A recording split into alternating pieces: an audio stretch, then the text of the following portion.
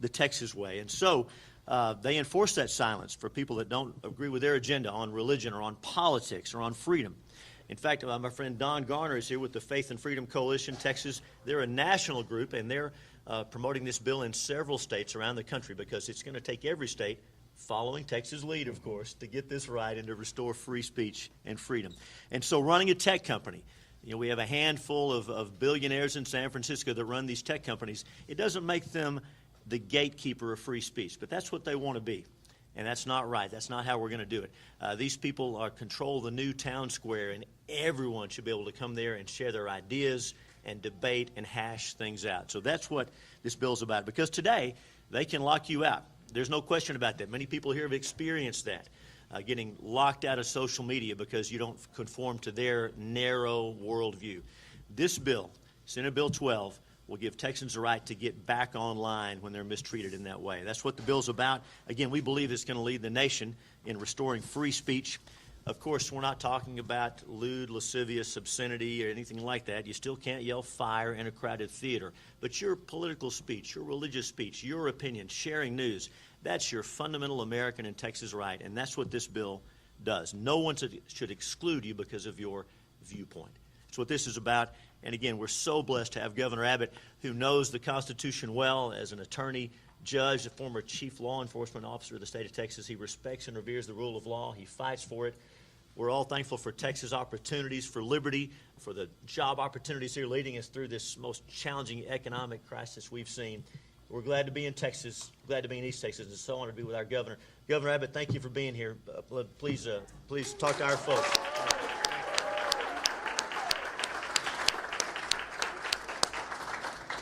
Well, first, thank you, Senator Hughes. One thing that Senator Hughes talked about was fighting for things. And let me tell you something. There is nobody in the Texas Capitol who goes to work every single day fighting for freedom more than Senator Brian Hughes.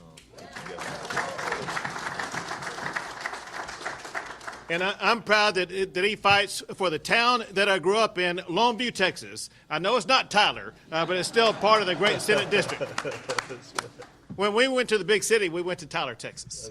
That's right. But one thing that Senator Hughes fights for is Second Amendment rights, the right to life, so many freedoms. Now he's stepping up, fighting for the First Amendment rights so that conservative speech will not be canceled in the state of Texas. We need to recognize in Texas, maybe in particular in Texas, we see that the First Amendment is under assault by these social media companies, and that is not going to be tolerated in Texas. Amen.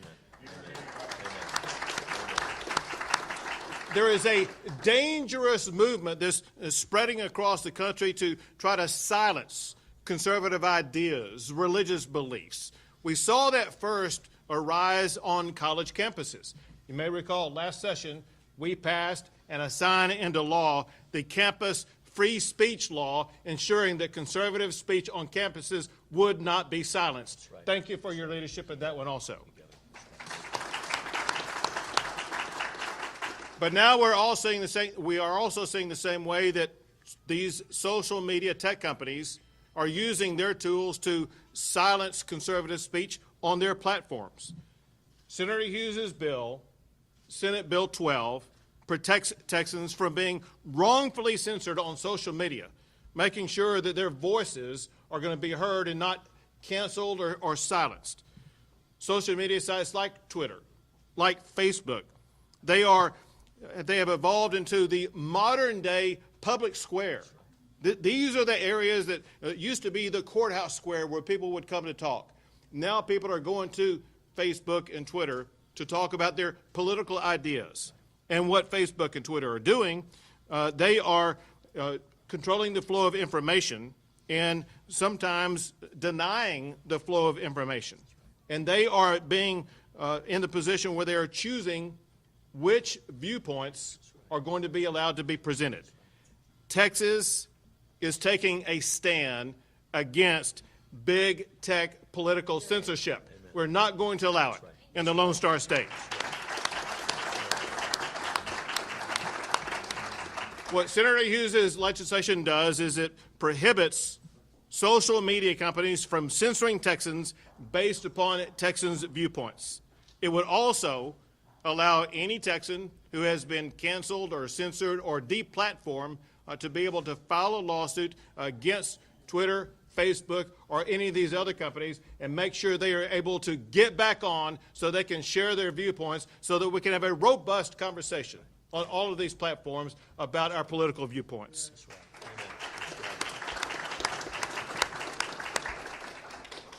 The United States of America was built on freedom of speech and healthy public debate. Big Tech's efforts to silence conservative viewpoints is un-American, un-Texan, and it is unacceptable, and pretty soon it's going to be against the law in the state of Texas. Amen.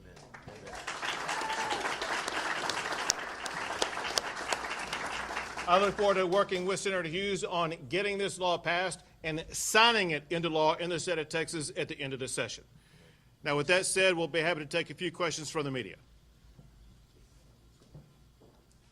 Governor, Tyler area was hit pretty hard. A lot of people without water and power for a long time.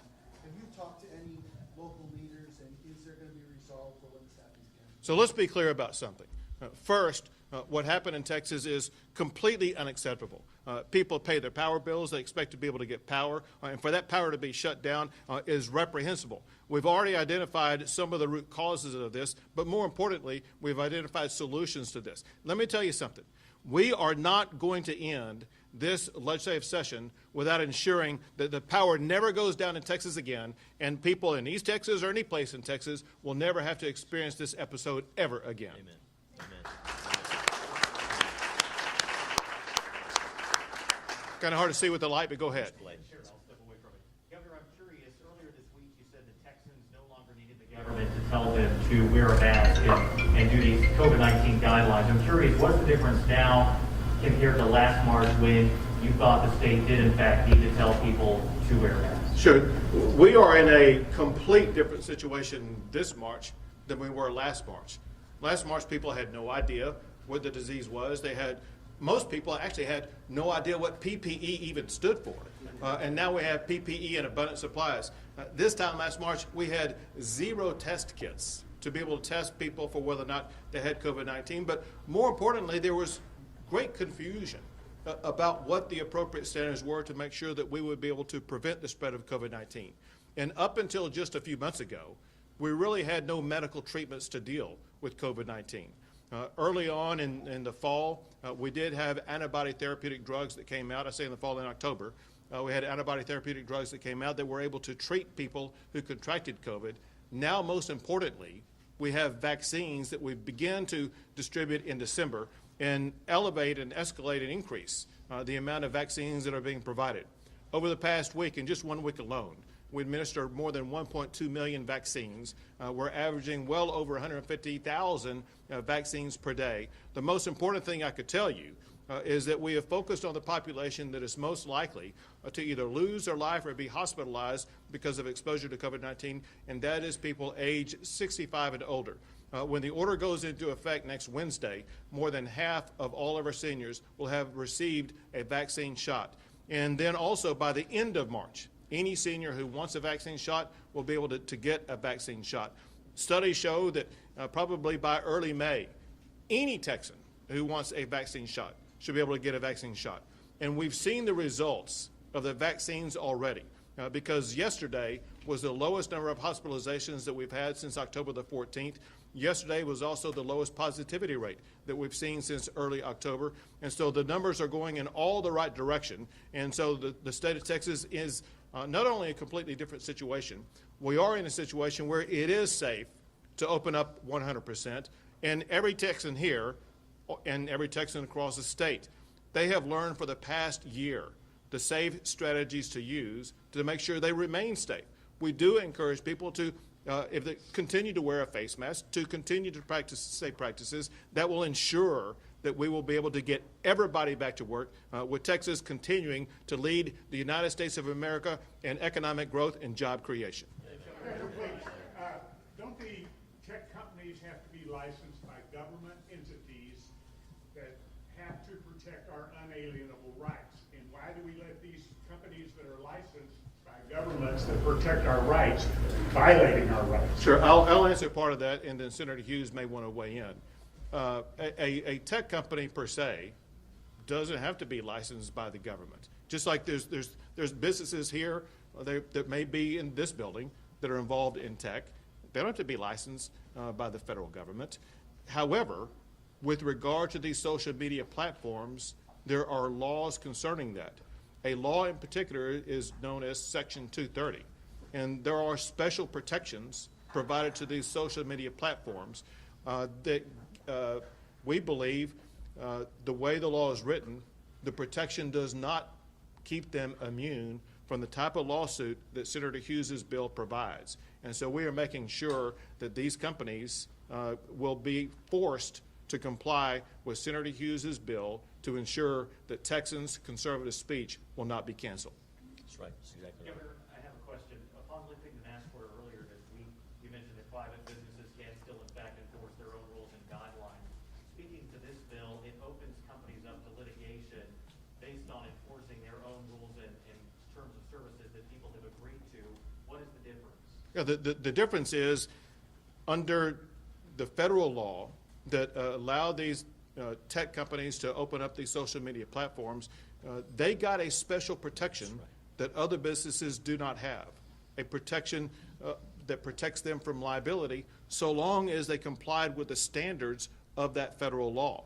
And we believe that under the law written by Brian Hughes, if they violate Brian Hughes's Senate Bill 12, they would not be in compliance with that federal law requiring them to keep their forums open. They have a responsibility to make sure they keep their forums open under the federal law that grants them that civil liability protection, and we're going to hold them accountable for that. We are. And I would just add, Blake, the governor is, of course, exactly right. I would add, we don't allow your phone company to cut you off because they don't like your politics. Your cable company can't cut you off because of your religion. These social media companies are common carriers. They have chosen to enter into that business, and they cannot discriminate against people in a violation of the First Amendment.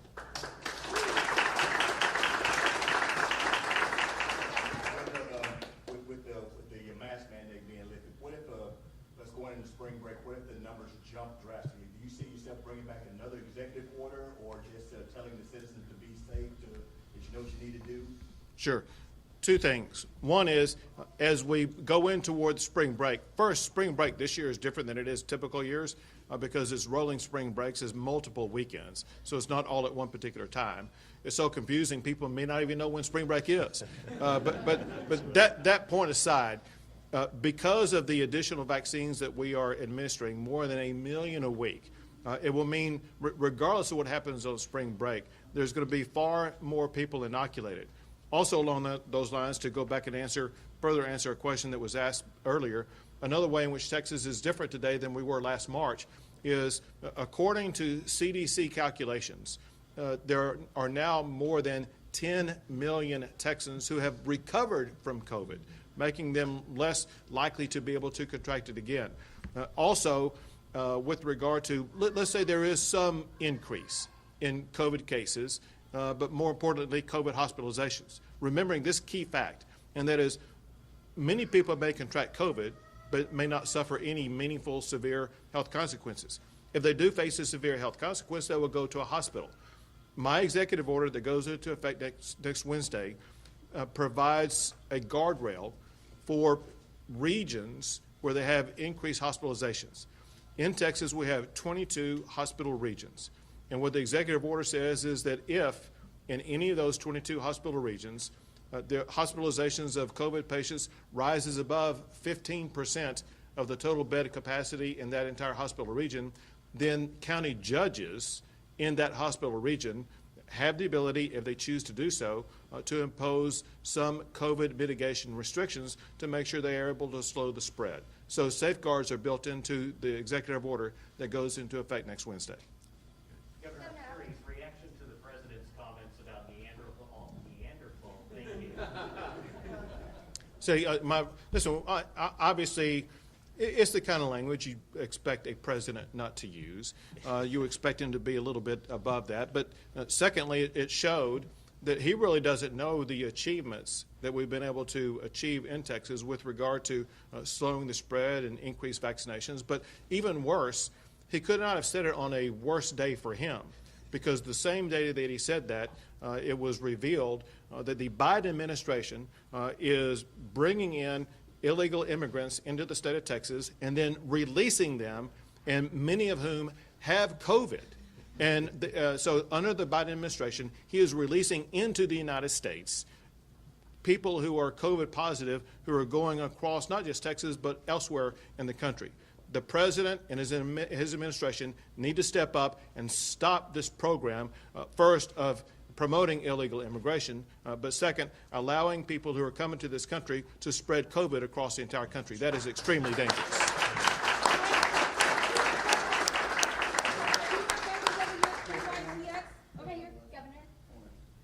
Sure. Hi, I want to go back to something you mentioned earlier about vaccinations being available for everyone by April. You've opened up businesses to 100%, ended the mask mandate by March 10th. Will you open up vaccinations to 100% and end the tier program? So first, the governor is not in charge of the vaccination program. There's a special vaccine panel made up of doctors and other experts that make that decision. That said, the good news is this. Beginning this week, vaccinations were opened up to all teachers and all school personnel in the entire state of Texas. And then I am told to expect an announcement, maybe today, maybe next week, about the next opening up of additional tiers of people who would be available. They will do that on a rolling basis because they want to make sure that there's sufficient vaccines so that you don't have people waiting in line too long. But just to clarify, because it probably would be more like early May as opposed to late April, when everyone who wants a shot will be able to get one. But we will be opening up additional tiers as we move along, because here's the fact, and this is an important mathematical fact. I told you that when we open up next Wednesday, more than 50% of seniors will have already received a shot. We are never going to get to 100% of any category, because there's always going to be people who decide, I don't want a shot.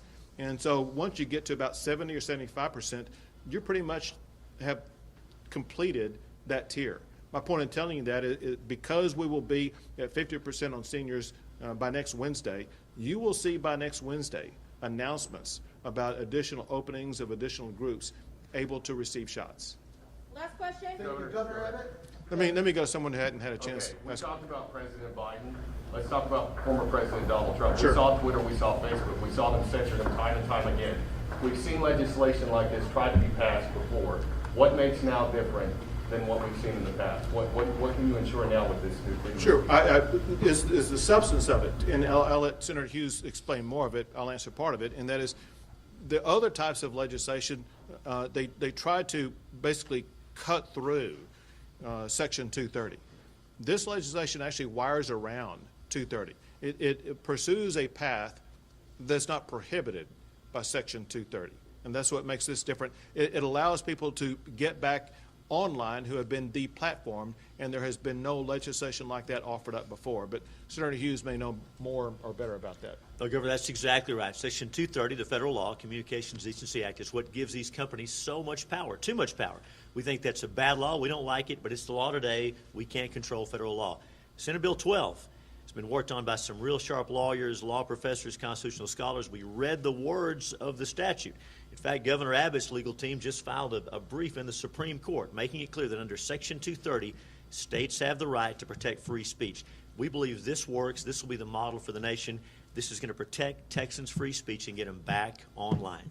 Great. Thank you guys so much for coming. Thank you all very much.